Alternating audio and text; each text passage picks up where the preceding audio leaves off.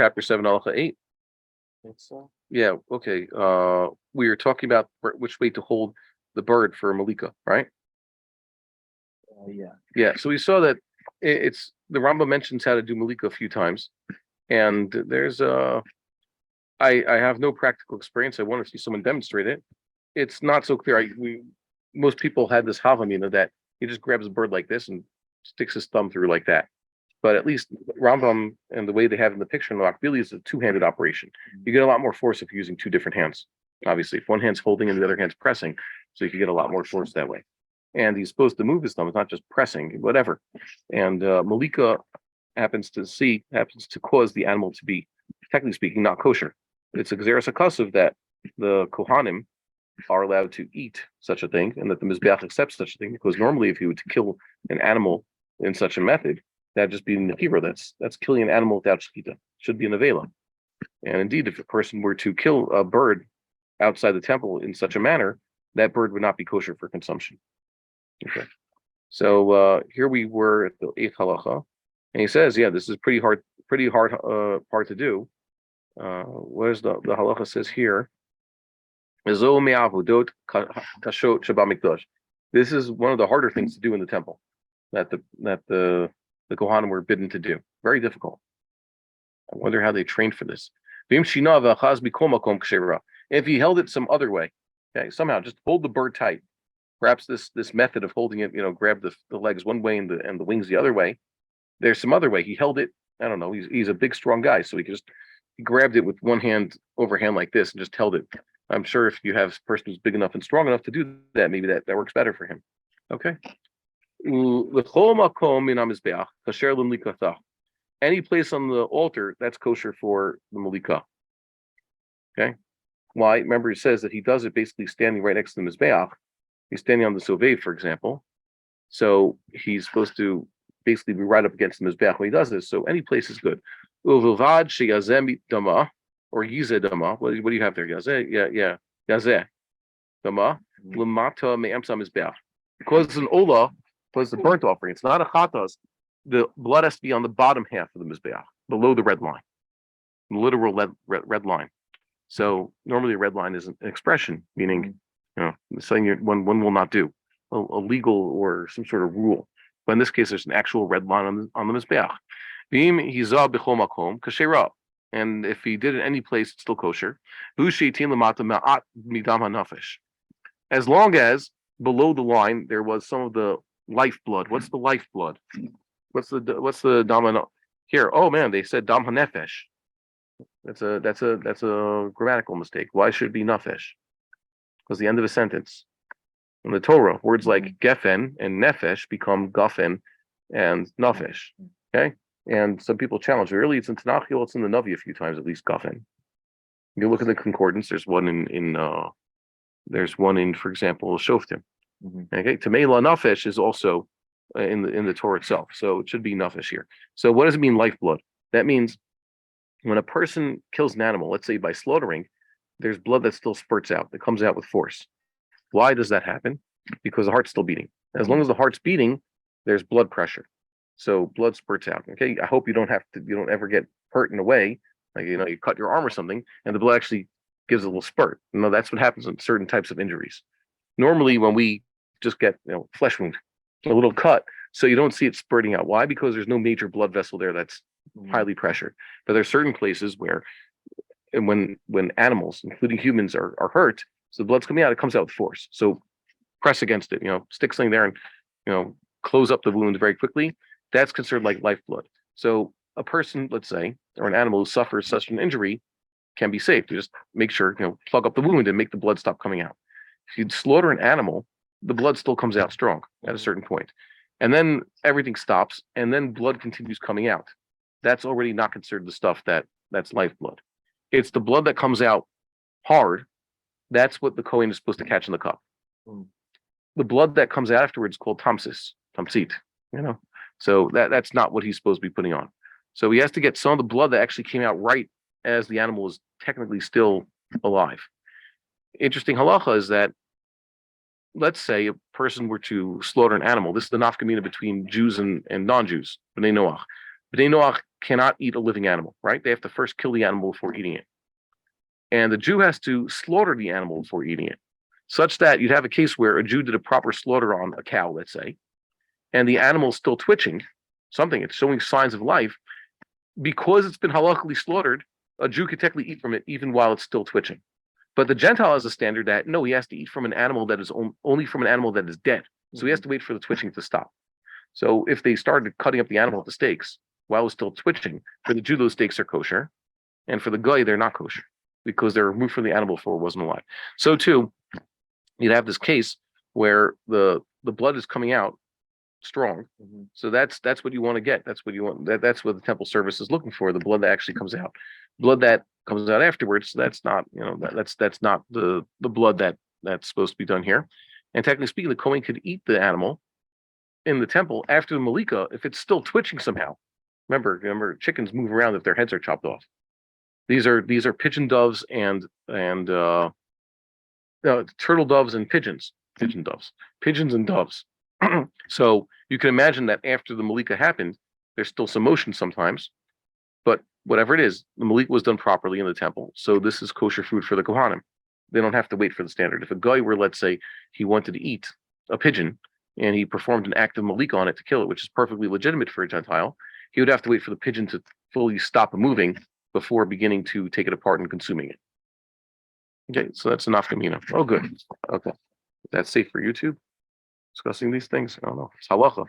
Halacha he, or Torah he. We have to learn it. Okay, let's see this 10th halacha. Shlosha devarim haytha keren dromith ma'aravit mishameshet lamala.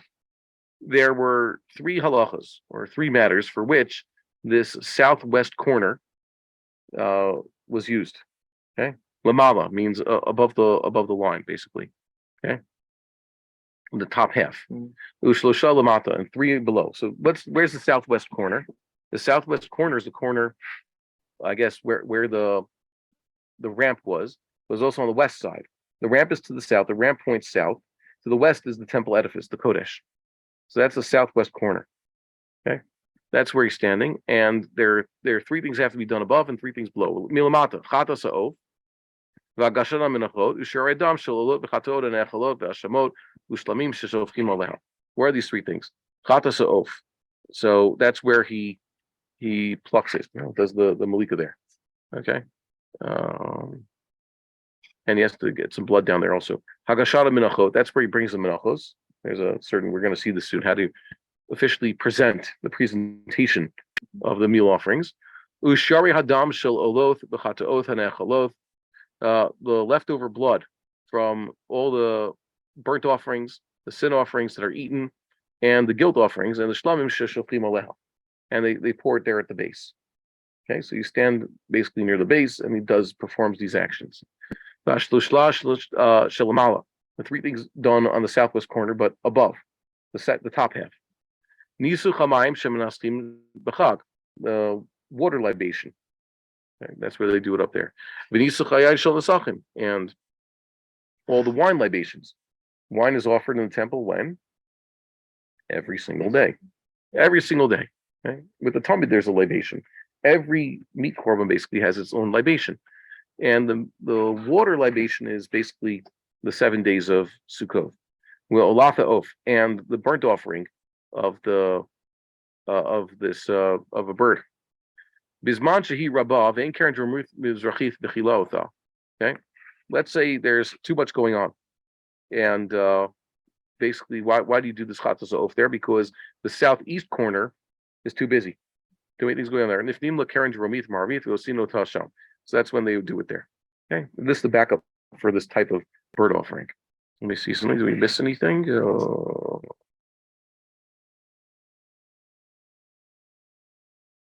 that imply that it doesn't actually have to be there? Well, Does that imply that it doesn't actually have to be there, and just because it's Yeah. convenient? yeah, it's the right thing. We're going to see that there's actually a technical matter with the smoke and everything that came up. They point out here, there's Machlokas, Rashi, and Tosfos. Does it mean did it on the roof of the Mizbeach, the top, or from the Sovev? To access this top half. Already from the Sovev, you access the top half, or is it done from the roof? because the Nesakim were done from the roof of the southwest corner. Okay, it means that the top surface of the altar. Okay, we'll wait to see the answer. Kol ha'olim lamizbeach olim derech yamin umakifin v'yordim derech small. What does it mean? They go counterclockwise from the roof. They go up the right side of the ramp. Okay, they're going up. They're heading northbound because the ramp's on the south. They're heading northbound. They go along the right side. There's a walk area where they try not to have any sticks or anything burning there. Okay, and then they go down the left side. So if you're going up, you go up on the right, and the Kohanim going down are going down on the left. At your left. So it's like driving.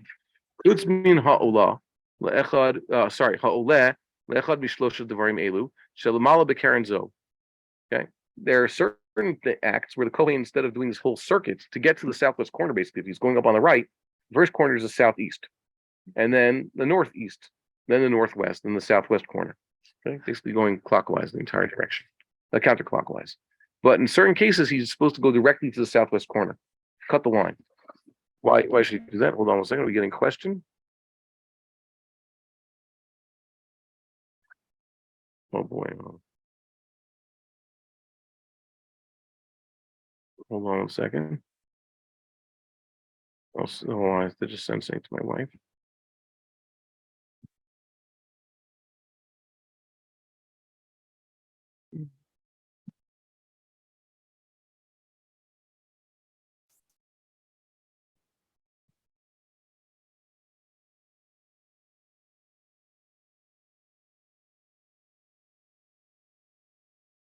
Okay. There we go. Sorry about that. So he has to basically cut corners, or he has to take the shortcut over there. Why? It says here, they go there, they go, and then they do what they have to do. Shein olim v'ifnin al small la Karen. They quickly go to the left of that corner, and they do what they have to do, and then they go back the way they came. With ma nifnin l'small. Why do they make a left turn right away at the top of the mizbeach? Kedei sheyifgu b'ker marvit romit tefillah. They want to get to the southwest corner first. Why? She'im nifnim al yamin. If they were to go the long way, making rights, make a right turn, and then continue counterclockwise. Umakifina kol mizbeach ad shegilu keren romit maravit. And then they have to go all the way to the, all around the mizbeach until they get to the south side, southwest. Shema yitashen hamayim v'ayayin. The water or the wine that he's bringing up there in the sacred vessel, it's going to get smoky. There's a lot of smoke. There's a lot of things burning on top of the mizbeach. There's a few pyres there. It's burning wood. That's smoky. Wood produces a lot of smoke. I do this, trying to find a better way to do this. We like using natural wood in our barbecue grill. My son's really into this. So I have him collect the firewood. I'll put it into the grill, make a fire, and then, wait until it's cold. And the problem is that in making the fire, it really smokes me up. You can't wear your regular clothes. Whatever you're wearing when you make the bonfire, you have to change already. You can't walk around like that. You got to even wash your yarmulke and all that. Gets into everything. So just walking around this beach with this wine and this water is going to contaminate them with the smokiness. Oh Shema Yamuth Ha'ov Be'ashana Mizbeach. Or this pigeon or this dove is going to die from the smoke inhalation before it gets to where he has to process it in the southwest corner. They should just go there immediately. It's like the canary in the coal mine. That's an expression, but what's the etymology of it? Where does it come from? Canary in the coal mine. They're digging the coal mine. There might be some gases down there.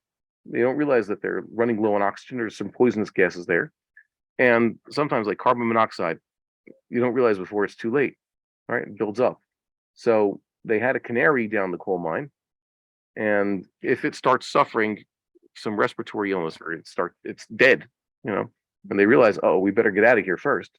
It was much more sensitive to the lack of proper air than we were. So these birds are very sensitive to this. A person could walk around a little smoke. There's some fires going there, but the bird might die. So you shouldn't do that. Okay.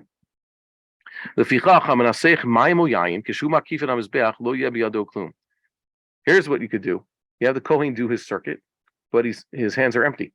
Someone else is holding the bottle and waiting for him to get back to the southwest corner. He starts at the southeast corner, goes up to the northeast corner, and then northwest corner, until the southwest corner. And nothing's in his hands. And when he gets to the southwest corner, a Kohen who's waiting there at the top of the ramp at the southwest corner hands him the bottle of wine or the water. And if he doesn't do this whole circuit, he just goes up the ramp and turns left. So yeah, very, very interesting halacha there to try to protect this holy objects. Okay.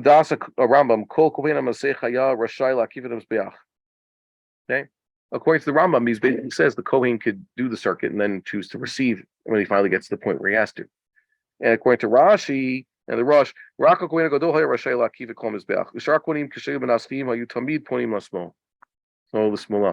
no, regular Kohanim couldn't take this route. They had to just go quickly to the southwest corner with the wine or the water or the bird in their hands and do it there.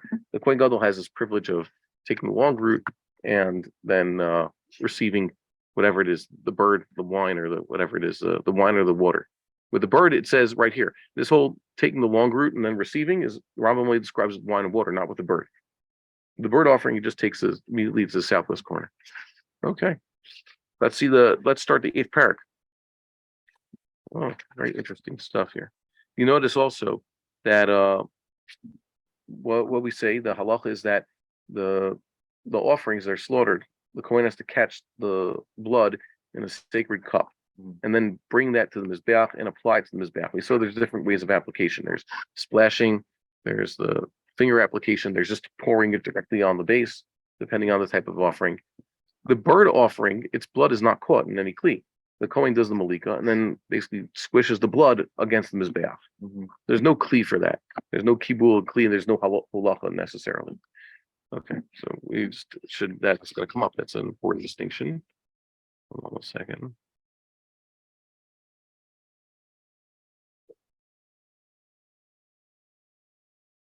Okay, there's going to traffic. Okay, someone's up to no good here.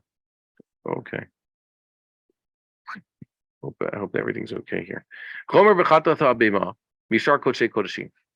a chumrah applies to chatas behema that doesn't apply to other most holy sacrifices, other chatos and olos. Shadam chatas behema shitaz minakli shekipel bo adam kodem hozaya al habeged. What happens if a person gets the blood? Dam chatas of behema. That's a sin offering. It spills, or it I guess it splashes from the kli in which the Kohen had received it, but before the Kohen had applied it to the Mizbeach, and it gets on clothing. Ta'un kibus b'mayim ba'azara. So it needs to be laundered in the azara, in water. Shneimar, asher yizeh midama al habeged, asher yizeh aleha techabes b'makom kadosh. Okay, whatever blood gets sprinkled onto this beged. By the way, beged doesn't necessarily mean clothing; it means fabric. Okay, fabric means it's woven, not, let's say, leather necessarily. Kabul tuma. What does Chazal say? What's makabel tuma? It has to be properly woven, and tzaras only applies, for example, to tzer and pishtin.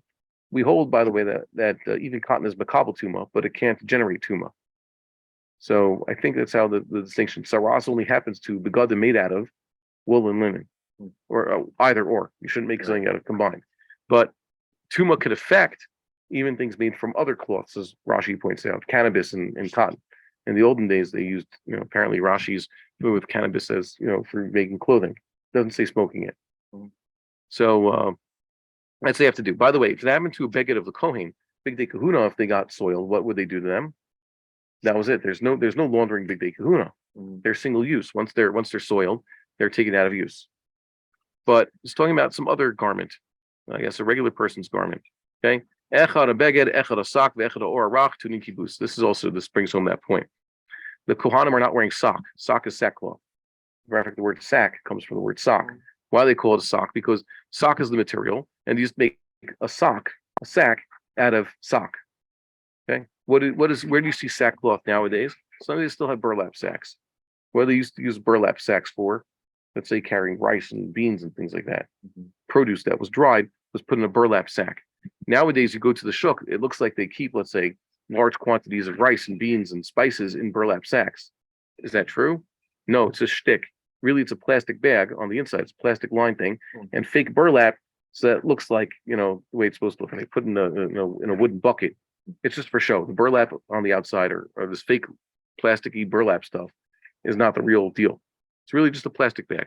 So they used to have burlap sacks, and sometimes they have sackcloth. You see that they still have these prayer gatherings or the protests. They actually have sackcloth still, like for people who want to wear sackcloth. Ever seen it?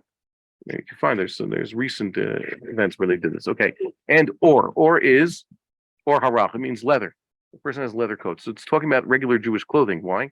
Because Kohanim don't wear sock and they don't wear anything made out of leather. But what they used to wear out of leather, by the way, when would a person be wearing leather? Let's say in the olden days, before they had our type of winter coats filled with down and made out of nylon, they used to wear. What would you wear when it was raining?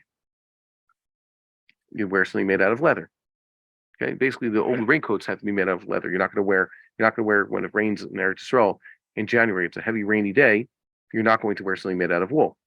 It's just going to soak through. You're going to wear, a woolen robe and all that, and your linen underwear.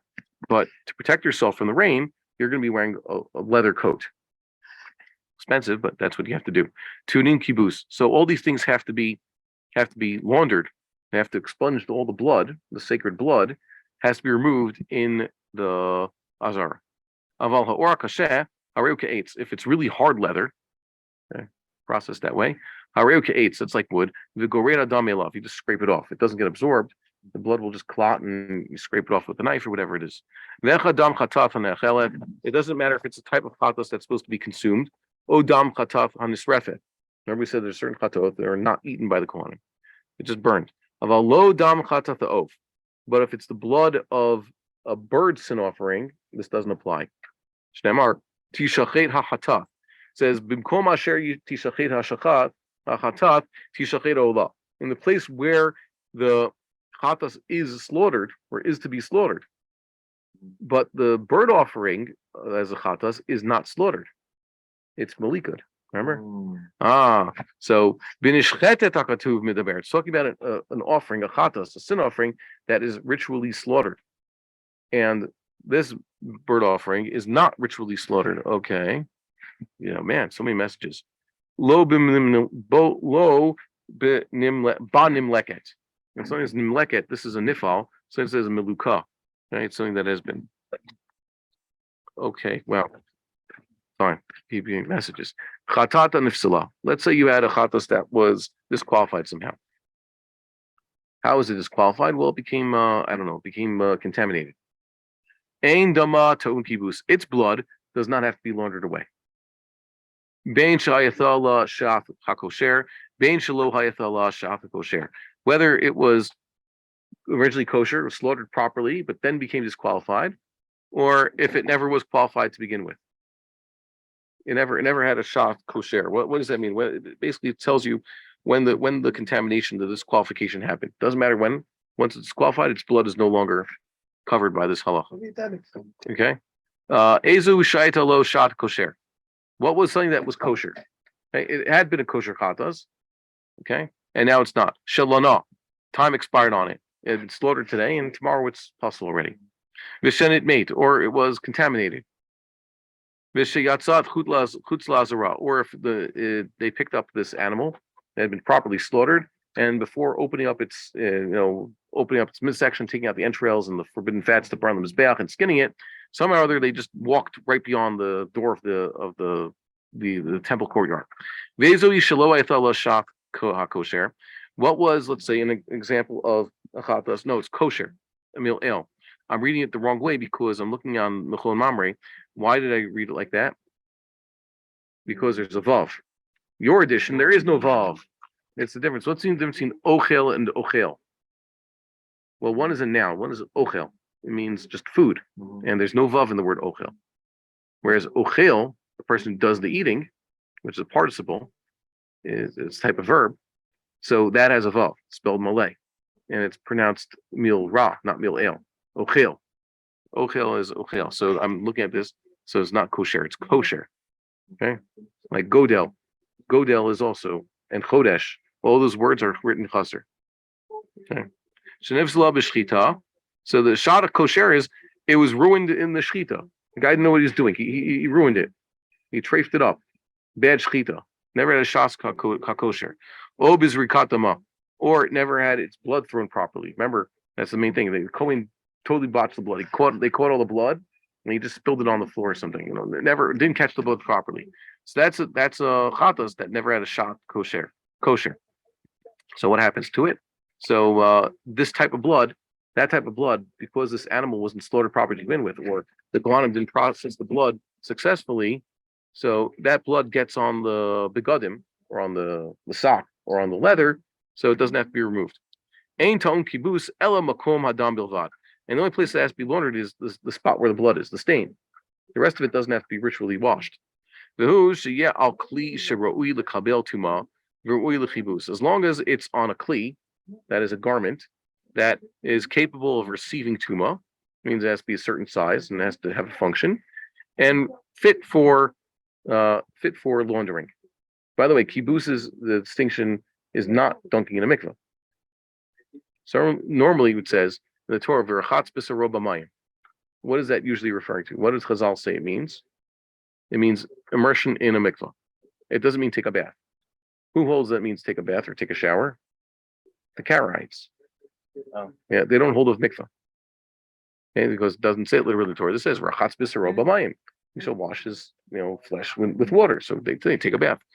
I'm not saying the Karaites are not a source of halacha. I'm just trying to say if you want to be literal, and you don't hold the Torah Shabbat Peh, it'll take you places.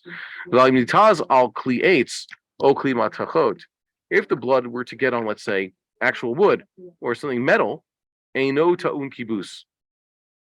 People used to have wooden shoes, by the way, sometimes. Or people wear metal. Why would you wear metal? What garment? What's the most common metal garment a person could have? Shin guards, armor, or a metal helmet. It says, who was the first person that says that he had a shiryon? What's shiryon that's mentioned in Tehillim and other places? I think it is. I could be wrong. Someone should correct me. So it talks about wearing armor. Okay, people used to wear armor, and Goliath, it said, had a metal cap. Okay, kova. Sometimes is that also has a el meal rob problem. Sometimes it's kova actually. Kova. It should be kova like other things, but sometimes it's kova, like kovea. Okay, so a person has a metal helmet, so that's technically the kabul tuma. It's a useful thing. Eino ta'un kibus. So made out of metal, made out of wood, doesn't have to be laundered. Lefishan einon ruyim lechibus. They can't be laundered. Eligor dun bilvad. See, you just scrape it off. Nitaz al or hadag. Let's say he's wearing something fish skin garment. We've seen before. Fish, if they're not food, are not makabel tuma. Anything that comes out of the sea or anything that comes from the sky is not makabel tuma. So what's the nafkamina? You take any food you take, I don't know, if you could somehow create from some sea-grown plant or animal, begadim, fish bone stuff. You make anything out of fish bones. Implements made out of whale bones, not makabel tuma, because it came from the sea. Any type of vegetation that comes from the sea, you use it to make anything, not makabel tuma. Metal that you get from a meteorite. You get iron from a meteorite, so that iron is not makabel tuma, because extraterrestrial knowledge. Yeah, two straight halachas mentioned in Taros. Okay, extraterrestrial and anything from the Yam, not makabel tuma. Enoton kibus. So you have a fish skin garment of some sort, which is really hard to make, by the way. But let's say nowadays, what I'm not talking about. You're thinking about kosher fish like tilapia and salmon. So those have silvery skin, right? But if you use shark skin, you could use a shark or a swordfish, something with like real tough skin, or whale skin. People are using whale bone and whale skin is used for things. Heck, even whale poop is incredibly expensive. They use it to make fragrances. You know that? Yeah, look up ambergris or whatever they call it. It's a very rare thing. It shows up in clumps in the sea, and it's considered like one of the most expensive substances on Earth. Okay, the fee what? The semi-aquatic. Or something. Reptiles? You fit like the frogs and all that. Something with semi-aquatic mammals. Sure. Well, if you're talking about lizards that do that, those are tummy. Dead shrutsum are tummy. Yeah. Okay. So things basically, there's anything that comes from the yam. So if it's, let's say, it comes from a puddle in the ground, that's not yam. Okay. Or even just a lake. What? Walrus. I guess that would be considered yummy. Yeah. Walrus skin. Sometimes it is, sometimes it isn't. And what's there? There's walrus and sea lions and the rest of those guys. Right. Manatees. Yeah. Well, manatees are those are old ones in the sea. Here are okay. Should know these things. What I see, I was at the zoo. I took the kids in March to the zoo. It's a cold day to have it. They have it in New York, and I forget are they sea lions or walruses? I don't know the difference. Walruses are the ones that have The mustache? the mustache. I think it was sea They have, lions like, then. massive They tusks. got them to basically stand up and clap their hands for fish and stuff and do tricks. It's kind of great. Okay, lafi sheinu ra'ui lekabel tuma. See, or hadog. If the garment somehow is made from fish, by the way, shark is considered fish. Big gazunta fish that you could actually use its skin to make a garment. Still not makabel tuma. Why? Enu ra'ui lekabel tuma. Why isn't it makabel tuma? Because it came from the sea. Okay, sea creatures are not makabel tuma. Very interesting. And point out food is makabel tuma. Once you have a food substance, it's makabel tuma. And a food substance that has been contaminated cannot be decontaminated by dunking in a mikveh. A drink can be dunked in a mikveh, technically speaking. In the shita, you lower it just below the water level, it gets a little water in it and all that.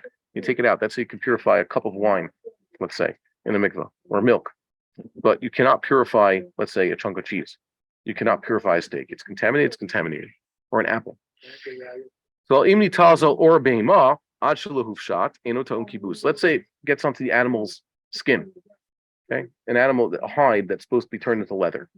So that hide is not considered leather until it's been removed from the animal and processed. Right? Ad shalahu shot enoton kibus. If the animal has not actually been skinned, the skin has not been separated from the rest of the animal. So this type of leather is not makabel tuma. So the blood that gets on it kibus doesn't have to be laundered from it. Once the skin has been removed, the skin has been skinned. Ta'un kibus, now it has to be. Atomic kabel tuma, even though it still does not receive contamination. It's not susceptible to contamination because it's not fully processed yet. It's not a coat yet. It's not a shoe.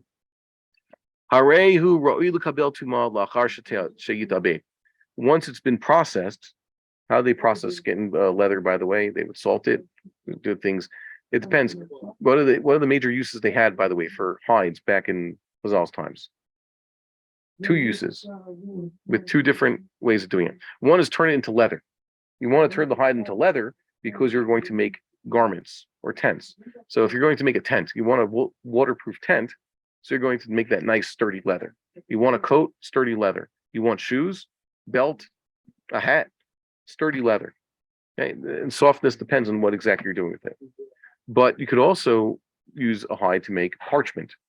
And parchment is a lot different than leather. So they're processed differently. As I'll say, there's three stages. You put the afatzim and the melach and the other stuff to make it fit for use as proper writing medium. So that's a different process altogether. But either way, they both start off as hides. Okay. And there are certain animals they discovered that they're nice and furry. Okay. And you want to keep the fur on the hide. Why? What do you do with that? That's a different process altogether. You want the leather to be processed, the actual skin to be preserved so you can make a coat out of it, but you want to keep the hair on it. Chazal assumed that in the process of making leather and cloth, what do you got to do? You got to remove all the hair. Like that's a process. Like why would you keep the hair on it? So that was considered a normal process in both the leather making and the hide making process. But eventually, Europeans they discovered you keep the fur on the animal, a nice furry animal, and just process the hide that's underneath it, but keep the fur as it is. Why? Just like it kept the animal warm, it'll keep you warm if you dafka keep the hair on it.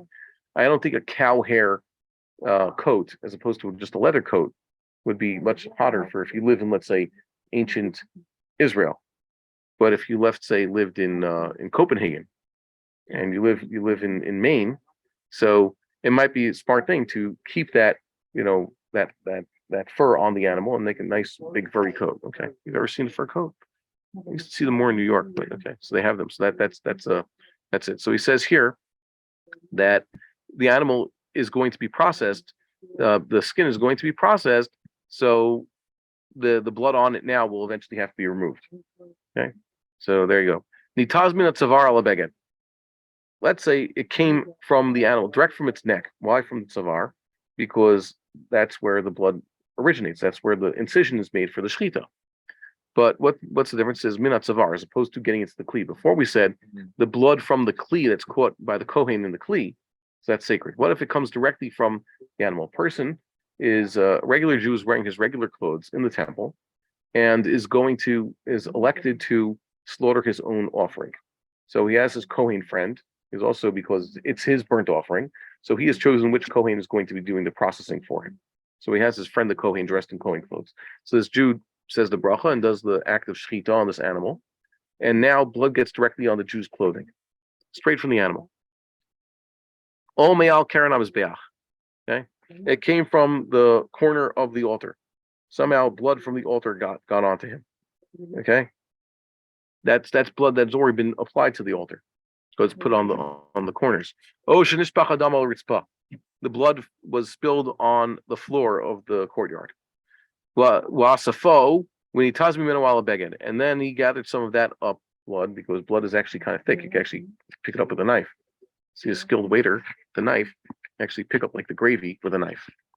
Okay, pushing it together, you could do that. The tazmi minawala beged, enoton kibus. All these types of blood get onto this Jew's clothing, does not need to be laundered according to this mitzvah. Why? Shnemar washer yizemi dama. Anything is sprinkled from its blood. What does that mean? Lo amarti el badam shenit kabel b'chli sharet v'roi lazaya v'yesh bo kedei azaya. This halacha only applies to blood that had been received in a proper vessel by the kohen and is fit to be sprinkled on the altar. And there's enough blood in there in that cup to sprinkle it, an act of sprinkling. How much is that, by the way?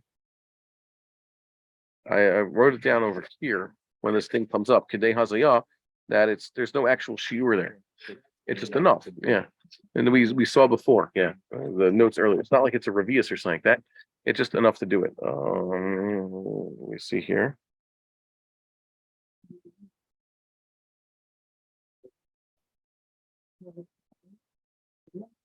Rashi disagrees with that halacha according to this. The halacha, the Rambam says that if the leather will be processed, I mentioned the hide will be processed, so it needs kibus. Rashi says no.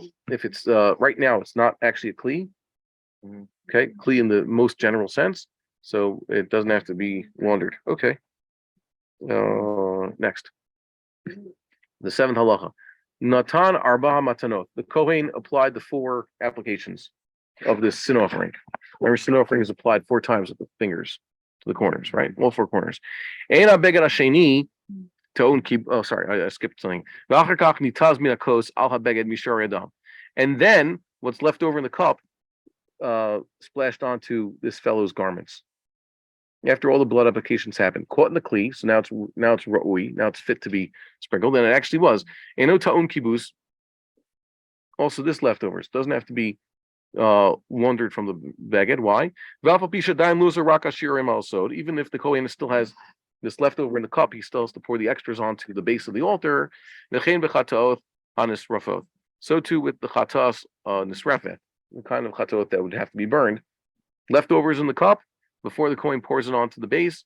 Once that also doesn't have to be laundered from a person's garment, but splashed on there. Only basically there's a window, blood caught in the cup, and before it's applied, that has to be washed off.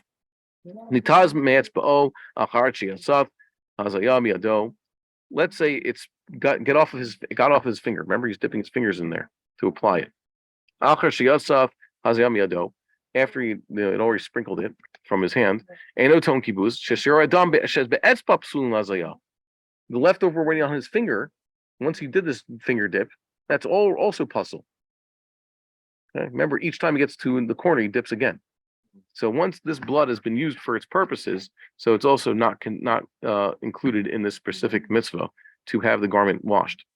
By the way, how would they do it how would they do laundry in the olden days? What does it mean? The person would take off let's say his shirt. I hope there was behind like a partition or something, and there'd be water, and they had various chemicals, old chemical like Fuller's salts and stuff. They discovered that you could mine certain types of stuff in the ground, or borate, lye, and other things, primitive soaps, and they would scrub it really hard and then rinse in the water. Nowadays whatever we have is much better, much purer, and it works better. So I guess they'd have stain remover. Why do you not use, let's say, bleach? Let's say you had a nice blue shirt. Why do you not use bleach on your blue shirt to get the blood out? Yeah, will ruin the shirt also. Okay, good. A lot of young men don't know that. They don't know laundry from a hole in the wall, so they have to have experience with this. Nowadays, we have stain removers. It's a big deal in this country. Nitazmin a beged leveged sheni. Let's say splashes from the beged that's contaminated to a second beged. Okay, ain a beged sheni to kibus. The second beged, the secondary garment, doesn't need to be laundered. Nitaz, well, Like you can't splash it anymore from the first. yeah, it says asher yizemi dama. Right? Once a contaminated garment, the garment doesn't contaminate another garment. Nitaz al beged tameh. Let's say the blood sprinkled on got onto a garment, a shirt that had been ritually impure. Eino ton kibus also. It's only if it was wearing a ritually pure shirt. Nitaz dama chatat al habeged. Nitaz al dama achatat dam chulin. Let's say you got stain of chatas blood on this shirt right here, and then you get some chulin blood on it also. Okay, some chulin blood covers the stain. Ton kibus, it still has to be laundered. Let's say it was chulin got there first. Okay, secular, non-holy blood there first. Nitaz alav dam chatat. Ton kibus also that doesn't have to be laundered. Why not? Sharei lo nivlabo, because the second blood doesn't get in there. The Chafetz Chaim says here that it does. If it's beged tamei, does require laundering. That's what he says. Says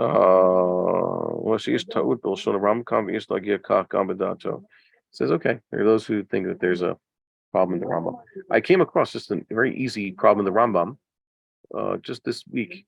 That in the old editions of the Rambam, it says, the Rambam says Volat Zion should be said after Musaf on Rosh Chodesh and Chol Moed. We say it before with Ashrei.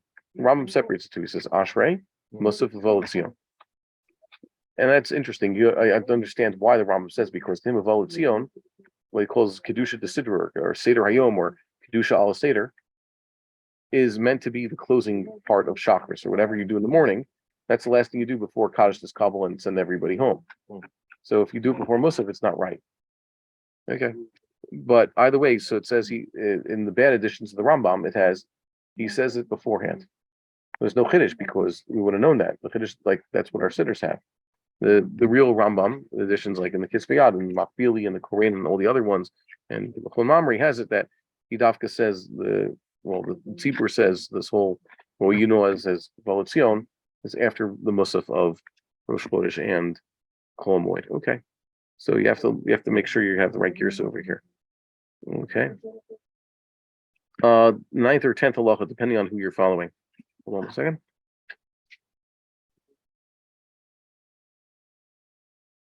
Okay, so how we'd actually do this laundering.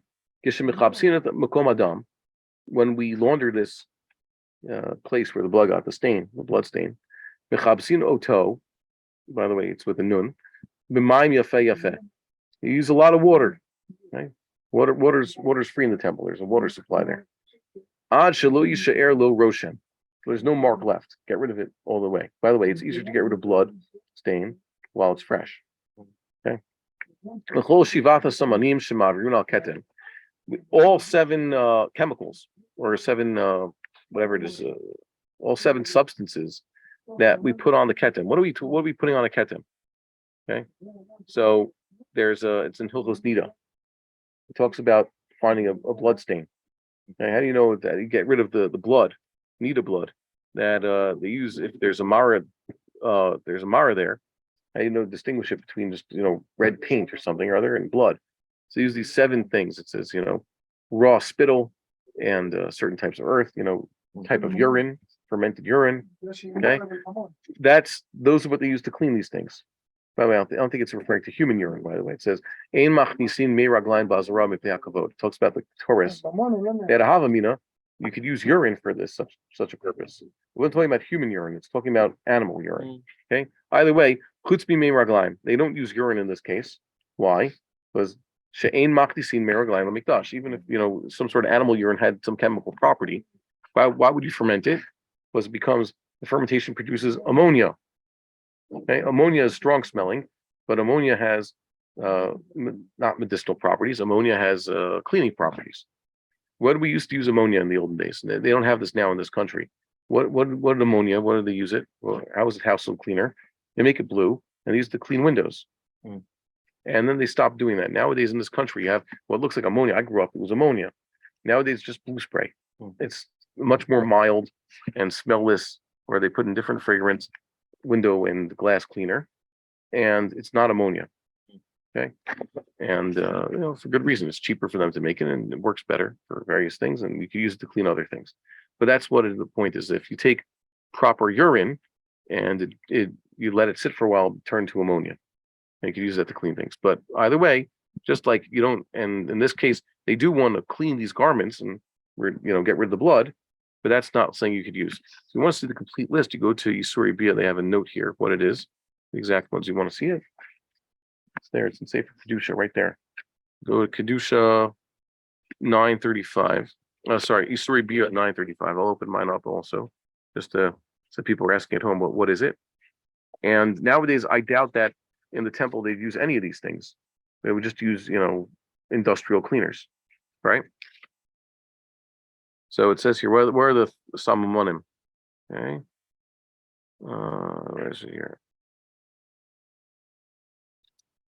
Here is it. Lamed Zayin. Ve'elohena shiva samonim al sidron. Rok tafel. What's rok tafel? It means a person hasn't eaten a long time, overnight. So his saliva is extra full of those enzymes. Okay, that's rok tafel. Ul isat grisin shalaful. A person eats these certain beans and chews them up. Okay, lets them sit mixed with his spit. Okay, chewed up bean thing. Umei raglaim shech mitzu, fermented urine, means ammonia. Neter is I think it's a lye. Okay, they mine it from the ground. It's a certain type of soft mineral. Okay, it's very basic. Borit is also that comes from no, borit is aloes. Okay, chemicals they get from aloes and other plants like that. Okay, we be kivorit. Chemonia. What is chemonia? Chemonia is what's this called? Alkali. Okay, yeah, they say it's alkali, not potash. I get that because ashtagan is potash. Okay, and ashlag, that's potash. See? Mm-hmm. Okay, and potash is a mineral. What's the main element in potash they discovered? Potassium. Yeah, so that's where they get it from. And in ashlag was they call the potash in basically rabbinic Hebrew. So what's potassium in modern Hebrew? How do you say potassium? Not potassium. It's ashlagan. Huh. Okay, it's very interesting learning the names of the elements. Come to Israel, you can see the periodic table how they pick the names in modern Hebrew. Some of them are ancient, like natron is ancient. Okay, but the other and barzel and nechoshet, pretty obvious where they came from. Zahav and kesef. Yeah. So those elements you're going to have there. But you look at the more recent ones, they come up with some pretty clever names, like hydrogen, which comes from the Greek word for water, so it's called meiman in Hebrew. And oxygen, which causes everything to oxidize and sour, is called chamtzan from chametz. And nitrogen, which is basically most of the air around you, it's inert. And if the entire air was around here, it would be entirely inert. Remember, 100% nitrogen in the air is nothing. Nothing happens; it would choke you. So they call it khan. Whereas in Arabic, you can open this up. Look at this over here. You look at the names of these of the minerals. This is kind of interesting. So magnesium here is they have gofrit, and they have sulfates from the source gofrit, and pachman is carbon for the word pacham. So they give them sidon is for the word seed. So guess what that is? Seed is plaster. So think about what it is. Seed is what's the main thing in plasters? Calcium. Oh, okay, but you look over here. So sidon is a Hebrew root, and you see here that's calcium. But what do they call it in Arabic? All the Arabic names of the minerals are not Arabic. They're just Arabicized Latin. So right next to sidon, it says calcium. If you could read Arabic right here, it says calcium. The equivalent of kaf, aleph, lamed, lam, sin, yud, wow, mim. See, it says calcium. And natron, well, natron is saying similar. Here it says natron. This is sodium. See, it's used. It says it right here in Arabic. Natron. They don't even have an ancient Arabic word for it. It says sodium with the sod. Okay, it says it's a sod. Wow, dal, sodium. Okay, so that's a big surprise that in modern Arabic, at least Israeli modern Arabic, they don't have unique words for the mineral for the elements. They just transliterate basically. They Arabize the Latin names. Okay, that's pretty cool. It's a big surprise to start reading things in Arabic. It's like, oh, that's what they call it, magnesium. Here's another one. What do they call it? Magnesium. It says magnesium. Okay, and this one, like I said, ashtagan. How do they spell in Arabic? I thought ashtagan is potash, right? So it should be potassium, but there's no P in Arabic, so it says botassium. Yeah, botassium. Okay. Yeah, go figure. Okay, next halacha. So this was a halacha explicitly in the Torah saying that you had to get the blood off of these things, right? You get the blood on a beged, asher yizemi dama a beged, so you have to tichabes. There's another halacha that says that you cook the chatos. Chatos is cooked in the base of mikdash, right? The ola is not eaten. The chatos is eaten in the base of mikdash, right? So you have to cook it in the pot. If you take home, let's say, shlamim, korban pesach, and you cook in your pots at home, so that'll eventually become nosar and forbidden. So those pots have to be koshered eventually, I would guess, right? But there's no specific mitzvah in the Torah. It says, and by the way, if you cook shlamim or toda, bechor, korban pesach with your pots back in your house in Jerusalem, so those pots are now contaminated. Like if you cook the chametz in your pots, so you have to kosher them before Pesach, right?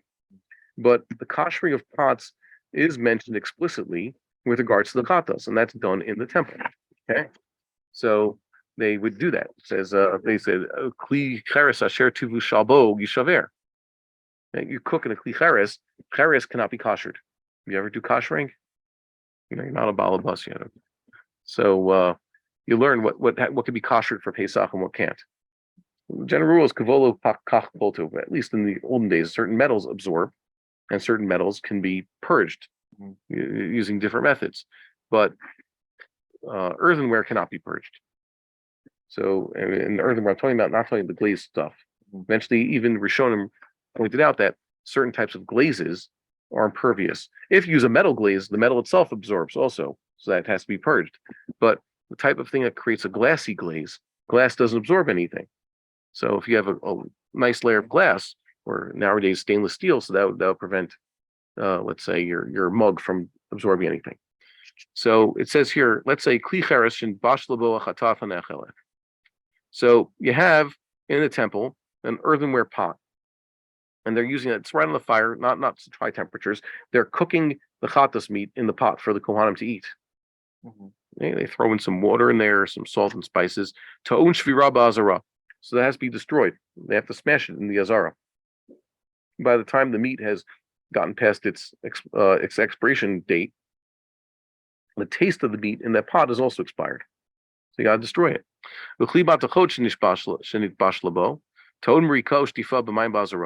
If it's a metal pot in which they cook the chatas, so it needs to be purged. Mariko shtifa. Okay, marika is then they scrub it really hard, and shtifa was the water. Okay, they purge it, and they say with hot water and all that. So that has to be done in the temple courtyard also. So the kohanim were washing these pots. It says if it's an earthenware pot in which the meat shall be cooked, or at least the chatas shall be cooked, it shall be broken. Smash this earthenware pot. Unlike, for example, we saw with the blood on the beged, which has to be done in makom kadosh in the azara, hare dinan kedin hakibus. We learn that it's connected to the laundering halacha, which is specifically said to be in the holy place. Ma kibus habeged bakodesh, just like laundering this garment has to be done in the holy place. Av shirat kli cheres ushtifa kli matachot mrikato. So too, destroying this kli cheres, breaking it after the chatas was cooked in it, or the purging of this metal pot, that's be done in the kodesh. It says kadosh or kodesh. Kodesh, okay. Shows you that sometimes kadosh and kodesh are used interchangeably. Ve'echad kli shall be shelbo, o kli she'iral tochol roteach. Doesn't matter if it's a kli that had been actually cooked on it. That means the kli is sitting on the fire, All kli she'irad tuchel rotach, or kli, the second what we call kli sheni. He poured from the kli rishon, the very hot, the boiling hot stuff. Okay, both kli rishon and kli sheni. Interesting. I say that thing of kodesh and kadosh because this is something which I had a slight disagreement with Rabbi Bar-Hayim, who's taken a unique position in regards to the translation of the word kodesh and kadosh. You know what his position is? Not well, but I'm big as now. The Kaddish mentions kudsha brichu. Yeah. So that means the Holy One, blessed be. If it calls him the Holy One, blessed is He, it's an expression in the Talmud. Mhm. It's an expression in the Kaddish. It says, wait, kudsha corresponds to the Hebrew word kodesh. It means HaKodesh Baruch Hu. Yeah. Kodesh is a word meaning the holy thing, the holy place sometimes. And most translations translate it back into Hebrew as not kudsha brichu, as HaKodesh Baruch Hu, as rather as HaKadosh Baruch Hu. And that, by the way, that's biblical expression. God is called the Kadosh, or the Kadosh Yisrael, for example, which is smichut. It just the kamatz becomes a shava in smichut. So I argue that, and that's the way it should be. It's just in Aramaic it becomes kudsha. You know, it's not. Doesn't have. You don't have to have translation from Hebrew to Aramaic or the other way around. A direct one-to-one correspondence, especially with regards to biblical idiom. One of the things I was pointing out is, in biblical Hebrew, there's a strict difference between vava hipuch verbs, and which is past perfect, which is normal past tense, and past perfect. He had done this. Let's point out a few places when the vava hipuch is used, vayomer, vayelech, and all these other things. It means normal chronological order, especially if it says you have a seder. Whereas if a pasuk introduces, says someone went regular, okay, Hashem Amar, okay, or Moshe Amar, or whatever. It means previously, past perfect, had said beforehand. In Aramaic, there is no such distinction. The translation of both is the same into Aramaic. So that's just an example of, there's not a direct one-to-one correspondence. So even though, yes, in Aramaic, they were saying God, they were calling Kucha Brithu, in Hebrew, they still called him HaKadosh Baruch Hu. So I ask this now because before we were talking about Makom Kadosh, and here it says Kodesh. See? We went from using the word kadosh and we're using interchangeably with kodesh. Okay, so they're very similar. Okay, let's see this next one. Melikah bechamin ushtifa betzonein. Like we do now, the melikah, this purging is with scouring it. Basically, the act of scouring is done with hot water, and then the rinsing is done with cold water. And by the way, if you do dishes, you could do that also. You're just getting it. It opens up the pores. If you want to get a good shave, by the way, whether they tell you to do this, you don't look like you've been shaving recently, but the trick to get a good barber shave, they teach this with a good razor. If you're assuming you're shaving with the razor, what are you supposed to do? First, warm up the skin. That opens up the pores. Then do the shaving, and then rinse with cold water. Closes up the pores. And as people say, they don't know how to do their shave right. If you're the type of person who wants to shave your face with a razor, there's nothing wrong for a Gentile person to do that, by the way. If he thinks that's what makes him feels good or looks better. So the proper barbers know that. So they shave your back of your neck, and you can go to the fancy barbers. They even use shaving cream for that. They have that machine that produces the warm shaving cream. Never got this treatment? I had it once when I was like 22. A barber does this. Shave. You could shave the back of your neck if that's what does it. So they use warm cream, and comes from this machine. Then they use a straight edge razor, and then they rinse it with cold. Okay. So cold opens it. And by the way, the halacha is when you purge your kalim, let's say before Passover, so you do hagala, that means dipping something in the boiling hot water. Right? You take your large pot, you dunk it in an even larger pot with boiling water. What do? You take it out of there, and then you quickly rinse it with cold water. Assuming you're using ancient type of metals, not like stainless steel, which doesn't absorb and doesn't purge or anything like that, the hot opens up the pores in the metals and takes out the stuff. Then you want to close it back up again and rinse it off. So use cold water for that. Yeah, when you kosher something, you're supposed to rinse with cold water right afterwards. Okay, b'mayim lo b'yayin v'lo b'mezeg. This water used to clean these purge these vessels. You're supposed to use water and not wine, or not mezeg. What's mezeg? No, it doesn't mean weather. Mezeg of is weather in Hebrew. It means diluted wine. Diluted wine is 3 parts water, 1 part wine. V'lo b'shar mashkinin, or other beverages. You can't use. Now, so you use wine or water or oil or honey, right? The other mashkin mentioned. V'amrika v'ashtifa, can we kata kosu shtifato? And when you do this, you're supposed to do it like you're rinsing the cup. What is Melikah kos? What is he referring to? Okay. I don't know. What is he saying? I think it doesn't have to be as thorough as, let's say, on Passover. Okay. Like rinsing a cup. When you wash your cup at home, right? Does Makbili say that? What does he say? Nikuyakos. Yeah. Wait, Nikuya kos or Merikatakos? Oh, it says Merikatakos. I'm looking on the. Yeah. What is he? How does he say Mefarish it? about it. Yeah. Nikuyakos. Quote. She'eno chayav l'dakdik b'kaf. Yeah. Ad she'sir kol siman. Okay. End quote. Yeah, it doesn't have to be so thorough. V'ashapud v'askala. Where's shapud and askala? Okay. So shapud is a spit or a skewer. Okay. Long metal rod. Okay. If it's wood, there's no question. You can't kosher wood really. Mm-hmm. Okay, long metal rod they used to skewer, they used to make shish kebab out of their food, whatever it is. Okay. For Korban Pesach, there's a special thing. You're not supposed to use a metal skewer. Because then the metal's roasting it. So you have to use this type of wood that doesn't get so hot. Right? But normally they have these. And askala is a grill. Okay, so you skewer it with metal, or you let it rest on metal grate. That's what a grill is. So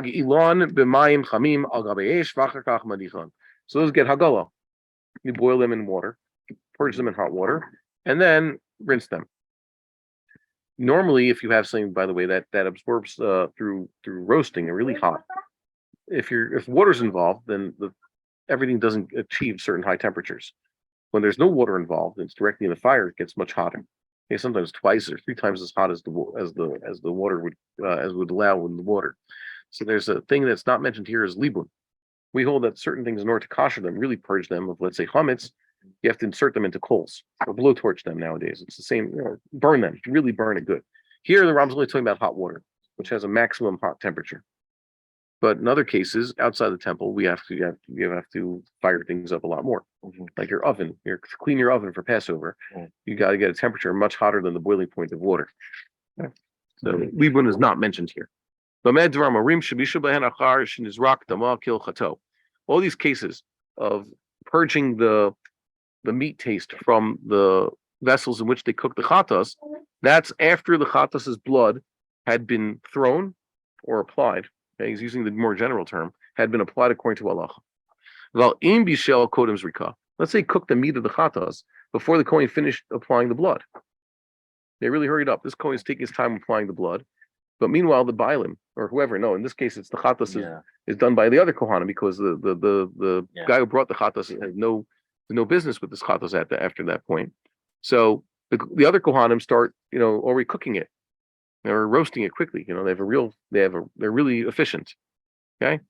Oh, shabishal basar chatas on his refit. Let's say cooked some of the meat of the chatas that was supposed to be burned. The chatas that's meant to be burned. Eino ta'un marikosh tifa. So this type of meat doesn't contaminate the vessels such that it requires this whole purging process.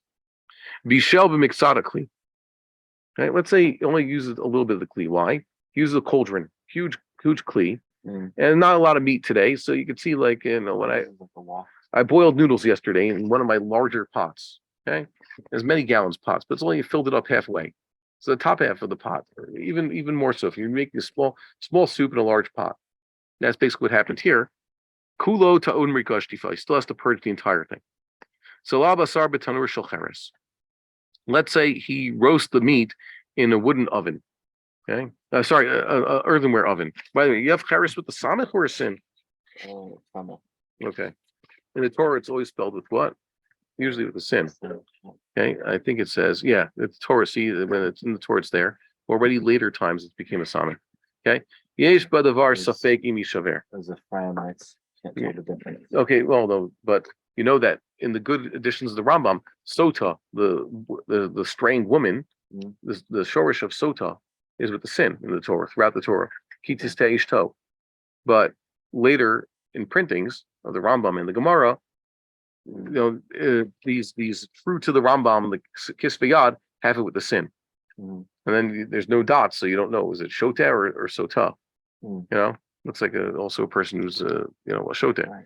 So to distinguish it, they start writing sota in all its forms with the samech, like in the Vilna Gemaras and the Vilna Rambams. But really, it should be with the sin. So cheres, why do they spell with the samech? If they're really true to the Rambam here, they would also spell this with the sin. Apparently, the Rambam already was spelling the cheres with the samech. Okay. Pores sukat shalom. Okay, sin or samech. There's a few differences, even though like there's certain sources in the Torah. The word is the sin or with the samech. There's actually an afkamina. So, and offhand, I forget, but they're there. I think it's a. Well, I think that's the Sama. Feels wrong though. well, it feels wrong.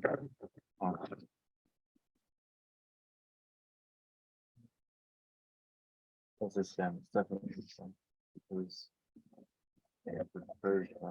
You have to relate to a different group to understand it. Okay. Next, v'chein b'chatat bilvad, v'lo b'chatat bilvad. Sorry, I skipped the halach over here. B'med dvar ma'arim. We said this. Yeah, I think. Okay. Salah basar b'tanur shel cheres yesh b'davar safekim yishaver, because it wasn't cooked in there. Okay? It means it's suspended in this oven, so you have to destroy it. If it was a pot, you have to destroy it, but it's suspended in there. Okay. It was cooked in there. The chatas meat was cooked in this oven of cheres, but it was only suspended there. It didn't actually touch it. By the way, do you intend to go to Marv at 9:30? Okay. So we go to the end. Next. This isn't just talking about a chatas. This is also a general halach with kashrus.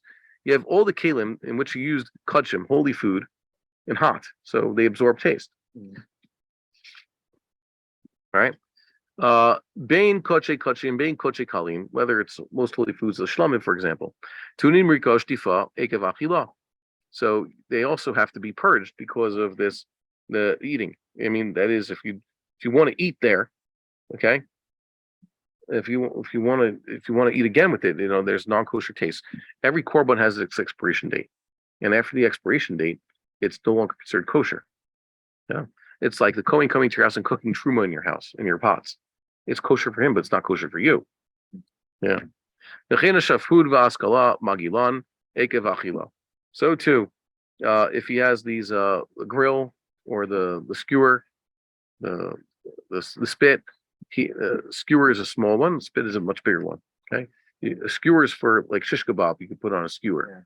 A spit is for a whole animal. Okay, but they're both metal rods.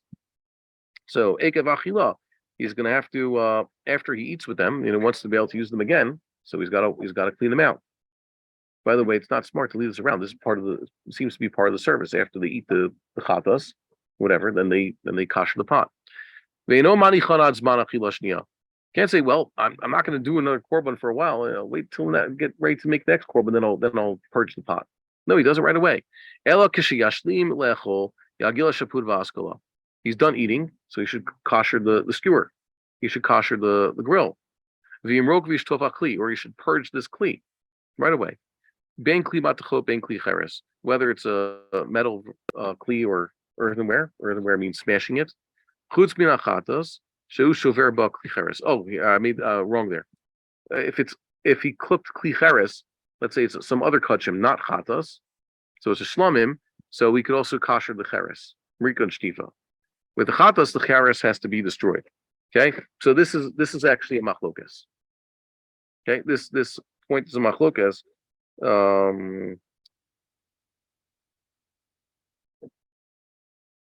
There's Tosfos says, well, it doesn't mean right away. It means once it becomes nosar.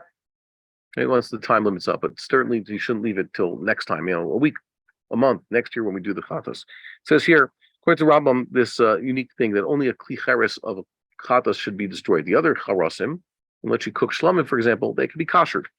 And Rashi says, like the Ravid, we should read the Ravid over here. Okay, he says here, Tunim riko shtifa ekev achila. Rambam lo yadati mahu ekev achila. When the Rambam said ekev achila, what that mean? Okay. Here's what it means. The entire time the chatas can still be eaten, he doesn't have to kosher the pot. Okay. The hadar avid le bariko shtifa. Okay. And then after that, that's when he does the purging.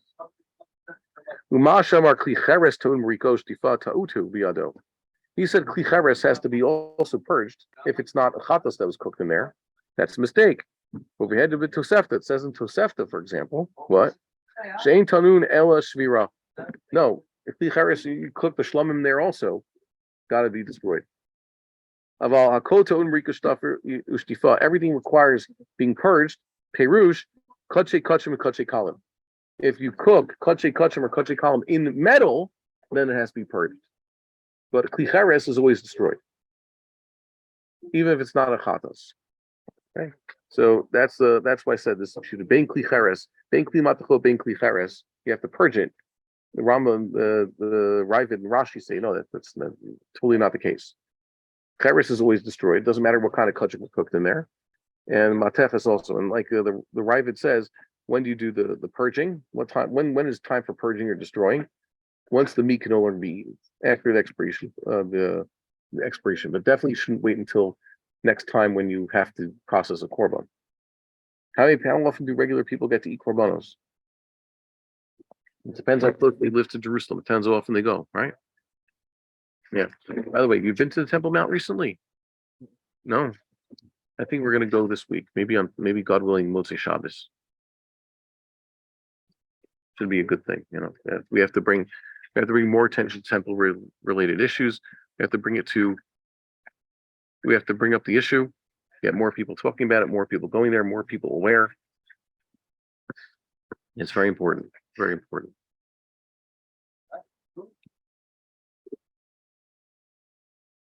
So let's say, one thing. Let's say it's during the day.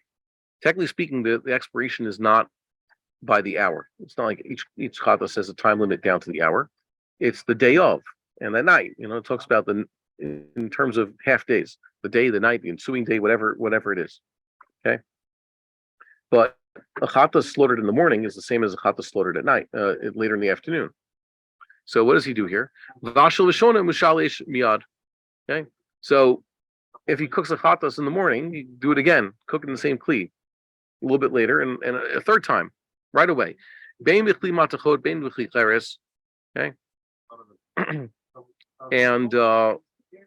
And he just keeps going. Okay. Whether it's this. As long as at the end he eventually does it and eventually cleans it out. Okay. Let me see here something. Yeah. Lo Rico Shtifam, right? And then at the very end, that's when he does it. It's the lashon's a little bit weird, but they say that's what the Rambam means. Okay, Ad Sofa Pila means once he's done eating. With the end of the eating, that's when he finally has to kosher it that day in the temple. Okay. This is kind of strange.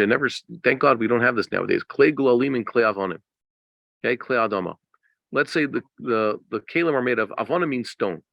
Stoneware, actual stone. Do they still use stoneware nowadays? That's the type of thing you find in museums. Bone also is something they don't use, but that's not in this category. Clay adama means made out of dirt, made out of the earth, mud. Make a kli out of mud. Yeah, that's really primitive also. Or even worse, what's clay galalim? The first one. Poop. Oh yeah. Okay. So it's kalim. Yeah, it's galalim. Okay. So they used to make kalim out of these things. Imagine how desperate people were. The kalim is actual whole stones, or made out of dirt or mud. I guess how do they keep it together? It's dried a certain way. They dried in the sun.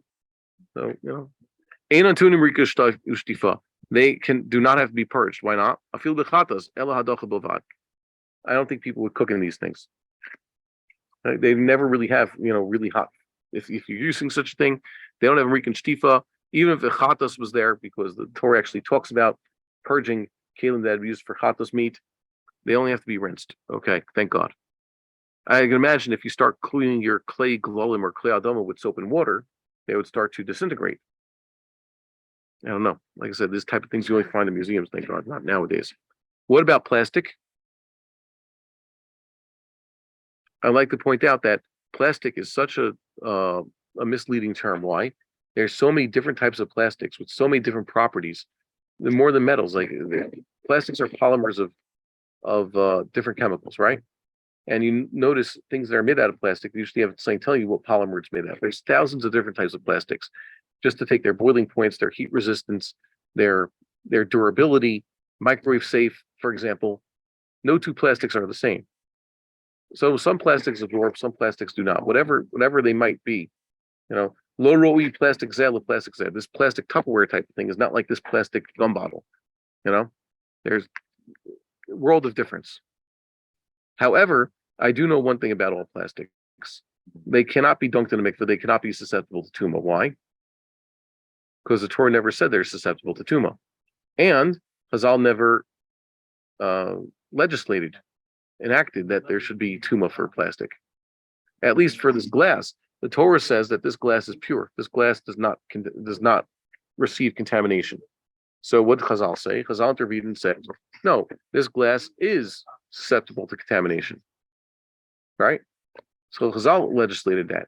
But had Chazal not legislated this, it wouldn't have been susceptible to contamination. So this plastic bottle over here, which by the way is different, like I said, for these two other plastics, or that one in front of you, also, that's yours? Yeah, okay, cool. So they're not all the same. Okay. They're the same chemically. These the two caps. Okay. No. What? These are the same chemically. You checked it? Yeah. Okay. Look at that. I mean, I don't even have to check this. Just that their processing is different. It's amazing how much plastic. Also, it's because of plastic that we have garbage dumps. Yeah. It used to be everything was biodegradable. Yep. And eventually it would just go back down and go back to the earth. And now we have all these plastics. And now we're just basically, slowly destroying ourselves. Never it says that whatever touches its flesh shall be sanctified. In this case, it means sanctified to the extent that it absorbs taste from the chatas. Now it has to have certain chumras of the chatas. Okay, liot kamoa. So it's like the chatas. Im psulahi onageba pasul. Let's say you take your bread and you touch a pasul chatas, type of chatas that should not be eaten by the kohanim because pasul. So now this bread has chatasness in it. It also should not be eaten. Im ksherahi. Okay, if the chatas meat is still kosher. So the Kohen touches his bread to it, so now it has to be eaten. So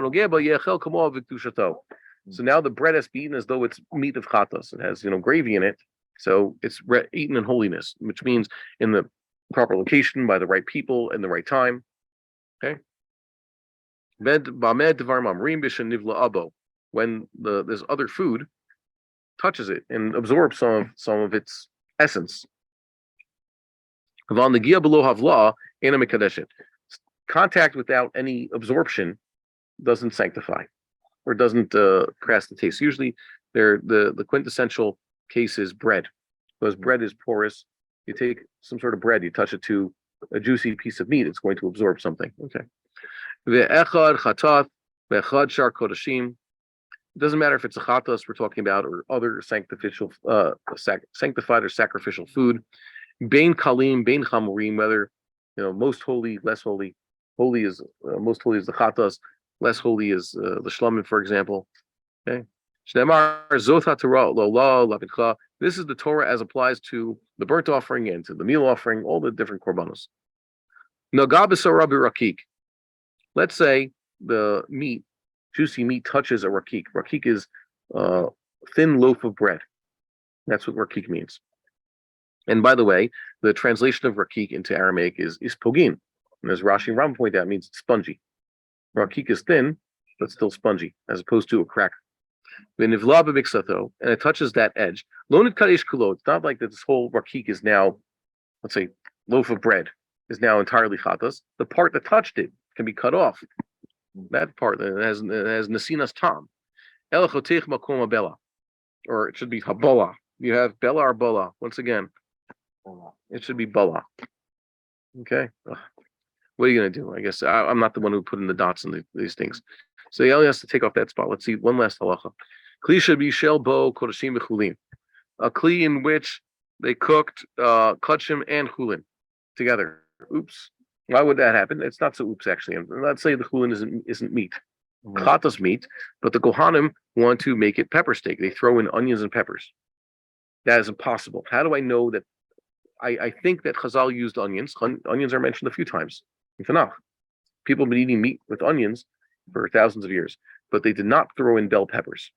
They did not slice bell peppers, and throw in bell peppers because bell peppers came from America. Hmm. Okay, so Chazal never ate cholent, and Chazal never ate bell peppers or spaghetti sauce or sweet potatoes and potatoes or eggplant. All these things are American foods with corn. But let's say they did. Okay. Oh, koche kodashim v'koche kalim, or most holy foods and less holy foods. There's a mix here. Im yesh b'hem b'notem tam. If taste has now been transferred, it's mostly chulin in that pot, mostly potatoes and beans, but they threw in some holy meat, kachim, holy meat in there, so it's going to give taste. Harei kol nechal kechamur shebahem. So now everything has to be eaten with the most stringent standards of the most stringent food among everything else there. You still got to kasher this kli afterwards. Basically, follow the thing that's most stringent, the kachim, as opposed to the kache kalim. No transfer of taste. It's batal. The thing that's lenient, and the not so holy things, don't have to be eaten like the holy things. It's not treated like the most holy. It's not considered, a little bit of chatos meat fell there. Now it has to be treated like chatos. But you still have to clean out the kli. There's more halachas to be said here, but I guess approaches the end, so just leave it. We'll pray to God that we get a chance to actually keep these halachas and understand what's being talked about, because unfortunately, we do have experience koshering pots. We don't have experience dealing with kache kachim and kache kalim. So we'll, God willing, live to see this. Be well, everybody. Have a good Shabbos, and don't forget to send your questions and comments. Be good. We would like to encourage our viewers to share these videos with friends and send in your responses. If you would like to obtain Birkon Nusach Eretz Yisrael or invite the rabbi for a speaking engagement, please email us at office@machonshilo.org.